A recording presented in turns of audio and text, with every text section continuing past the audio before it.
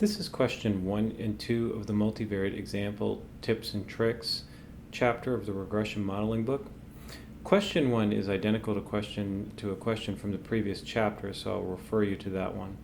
It basically asks you to load the seatbelts data set, convert it as necessary, and fit a linear model with driver deaths as the outcome and kilometers and petrol price as predictors, and to interpret your results. Question 2 asks you to repeat this only with the log of the count of the driver deaths as an outcome.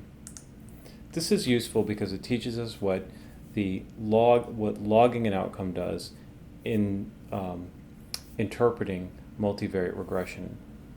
So let's load our seatbelts data set, and recall last time we wanted to normalize petrol price because the units were a little bit unfamiliar for us. So now, after normalizing them, the variable PP for petrol price is now in standard deviation units from the mean. And we changed kilometers to 1,000 kilometer units and then centered that so that our intercept was more reasonable. So now both variables have mean 0, and we can fit drivers killed as a function, a linear function of these two variables. However, I am going to log, let's not forget to log the outcome. So we have to put that in the I function to make sure that it does it. And then we fit our model. If I do summary fit $coef, I get the coefficient table. Now, all of the estimates are now interpreted on the log scale. Of note, the log scale is, we can exponentiate the log scale coefficients and get relative interpretations for them relating back to the increases or decreases in the geometric mean of the outcome. We will cover this a little bit more later on. However, suffice it to say that we are creating a model that is the log of the outcome is equal to beta naught plus beta 1 times x1 being petrol price plus beta 2 times x2 plus error, where x2 is 1,000 kilometers, centered 1,000 kilometer units. So our model, if we want to get rid of the error term, we could write the expected value to talk about how we're modeling the mean. So that would just describe the line part without the noise.